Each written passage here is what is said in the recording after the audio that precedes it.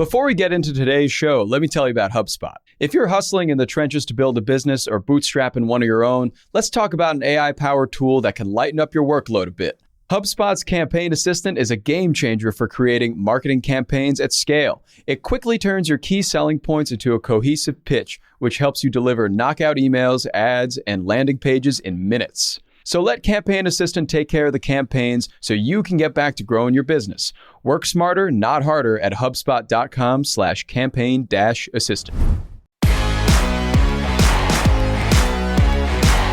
Good morning, everyone. It's Thursday, October 26th. I'm Ben Berkley here with Juliet Bennett Rylah and Lestraundra Alfred, and this is the Hustle Daily Show. We usually don't care how you're listening. We're just honored that you are listening. But today's episode is one where we should maybe warn you. It's not really a great choice to play it through your office's speaker system or while driving kids to school. We're going to be diving into the ways AI is being used for adult purposes, like writing erotica and steamy chatbot conversations.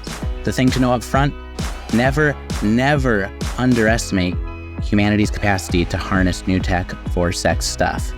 More on that in a moment, but first let's talk through the headlines in the world of business and tech. Bud Light is becoming the official beer of the UFC.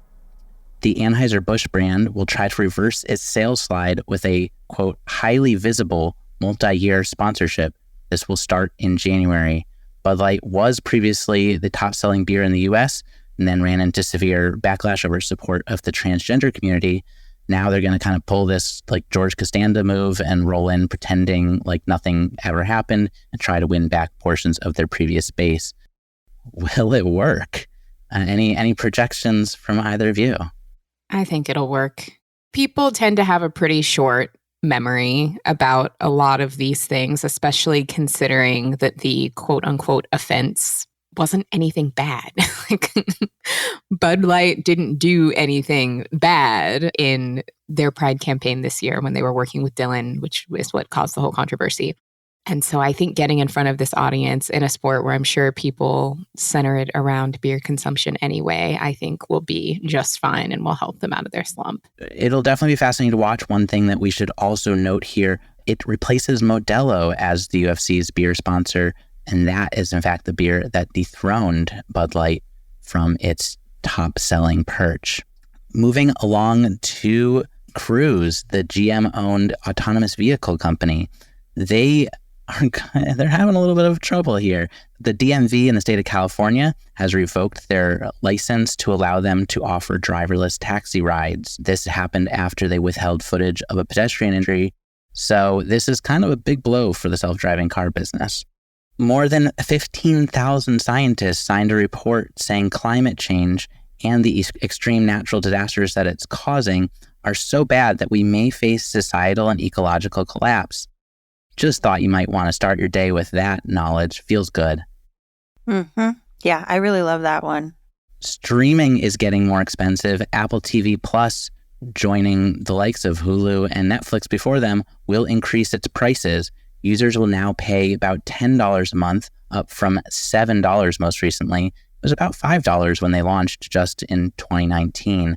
Is there any end in sight to this? I assume we're all just going to be paying $20 in another year or two. Why would they stop? You know, it's feeling real cable-ish with all these streaming services raising their prices. I think it's going to get to a point where people are going to basically be subscribing per show, where it's like, what's the network that Yellow Jackets is on? Showtime? Like, I don't watch anything else on Showtime. So it's going to be at a point where instead of paying, the $4.99 for whatever it costs, I'm only going to subscribe when the show is on. Then I'm going to binge the show as fast as possible, and then I'm going to unsubscribe. I'm doing that right now with AMC Plus. I'm binging all of Interview with the Vampire, and then I might have to turn it off. Because I can't afford all of these $12, $20 a month subscriptions just for TV when I'm only watching one show at a time. I will say my calendar, if you look at it, you can probably find about every month. It's like, do I want to cancel this service right now? Now's the time to get off this train, if so. And then my viewing habits very quickly follow. What do I need on this platform? And then, I probably won't need anything for another 3 months until that thing comes out. So out it goes. This is going to be a really weird, I don't understand how that's going to be good for anyone's numbers if that's the way that the average consumer is going to approach it, which I have to assume they will. Yeah, I think it's going to be constant churn, and you're not really ever going to have like a full, I mean, maybe you'll have an idea of like, this content is what people come here for. Oh, Stranger Things is back on. Okay, all these people are coming back. Oh, there's a new Star Wars show. Everybody's Disney Plus. But yeah, I think it's going to get weird. I would have to assume we'll also see a lot more consolidation in this space before the next, maybe even next year is out. We will watch more on that. But for now, let's move on to YouTube. They're having quite the week. Shorts, which is YouTube's TikTok rival, is now averaging 70 billion daily views. That's up from 50 billion to start the year. Also, its ad revenue beat expectations, coming in just shy of $8 billion last quarter. YouTube continues to be a juggernaut.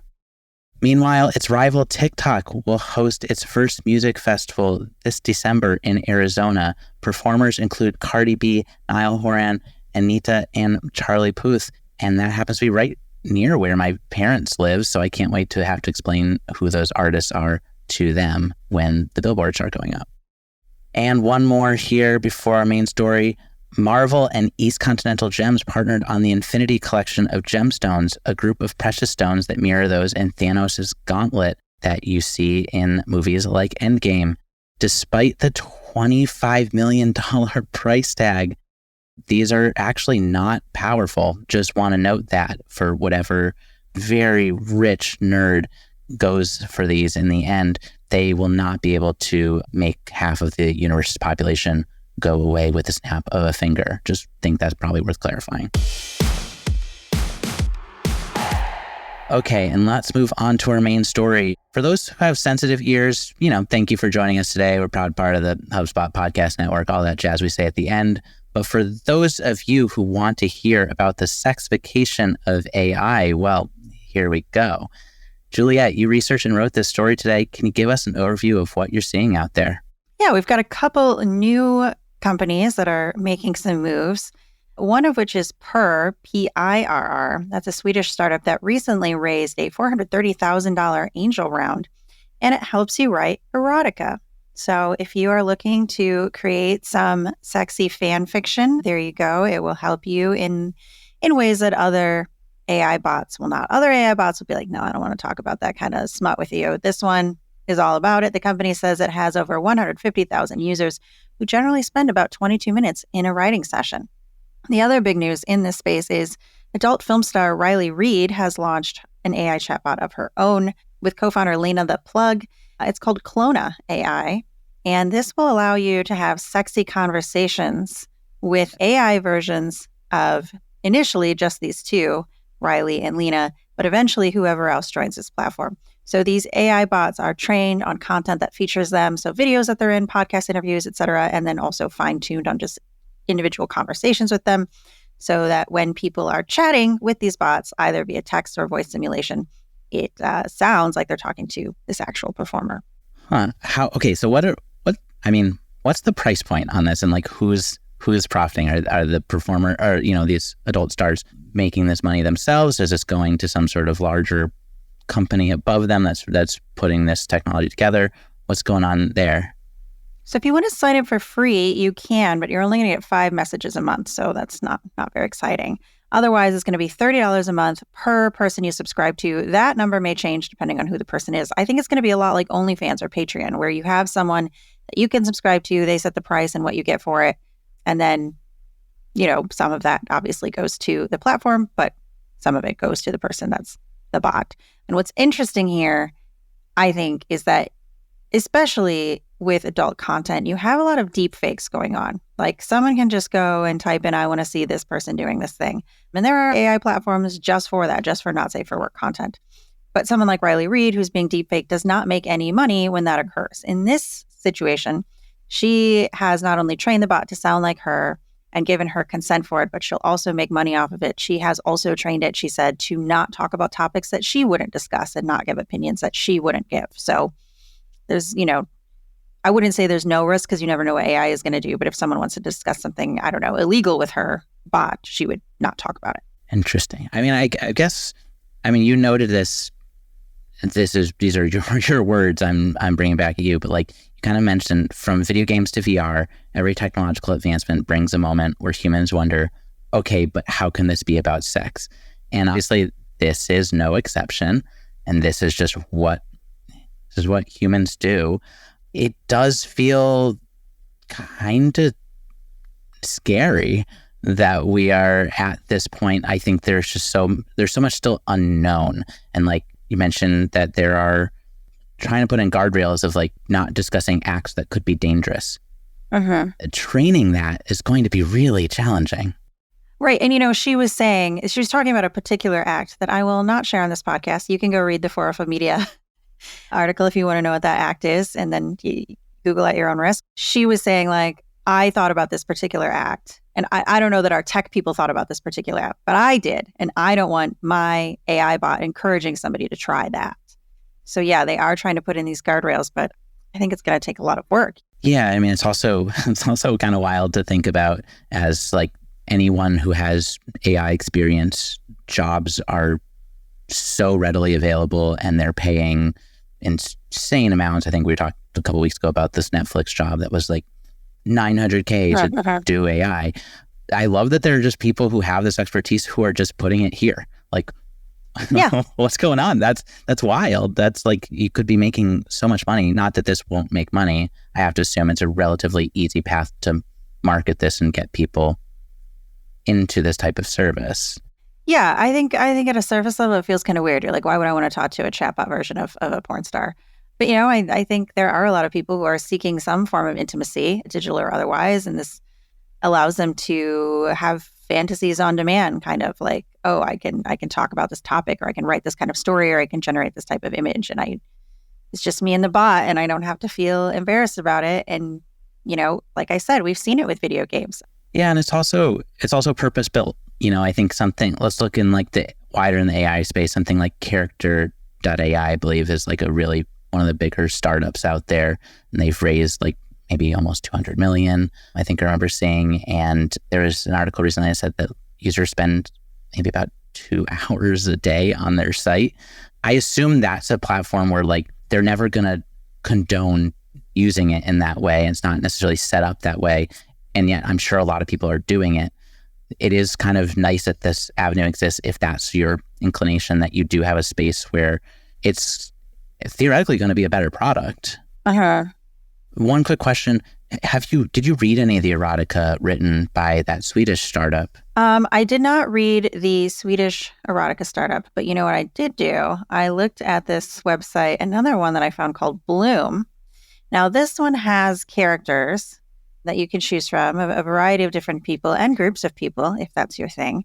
And you're like, okay, I want to have a story with this person. And you can sign up for free. So I did.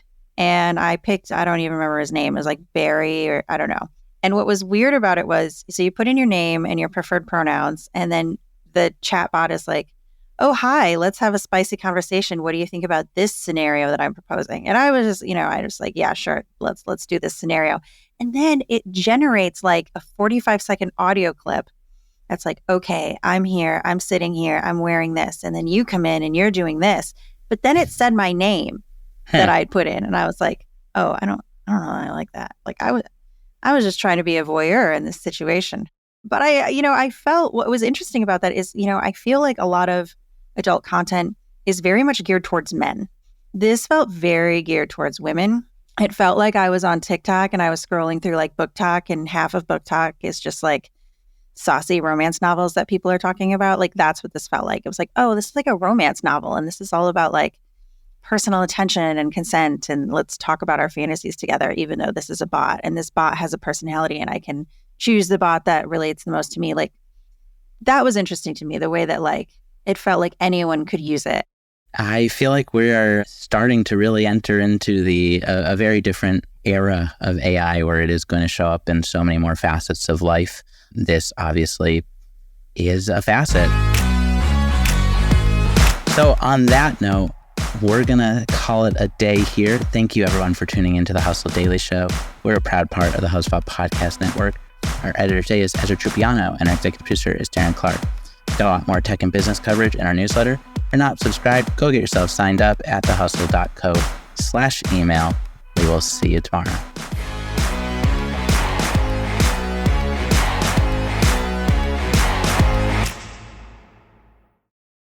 Let me tell you about a show that I've been loving lately. It's called Entrepreneurs on Fire. It's hosted by the incredible John Lee Dumas. It's available now on the HubSpot podcast network. Entrepreneurs on Fire stokes inspiration and shares strategies to fire up your entrepreneurial journey and create the life that you've always dreamed of. I'm a big fan of this podcast. It has energy, it has value, and it's all about learning about entrepreneurship. I was just listening to an episode the other day. JLD interviewed Jay Rogers, who was such a wealth of information. He kind of went into how entrepreneurship chooses you. You don't necessarily choose it, and that failure only happens when you stop trying to win. A lot of gems in this one, so I highly recommend checking out that particular episode along with the rest. So go listen to Entrepreneurs on Fire wherever you get your podcasts.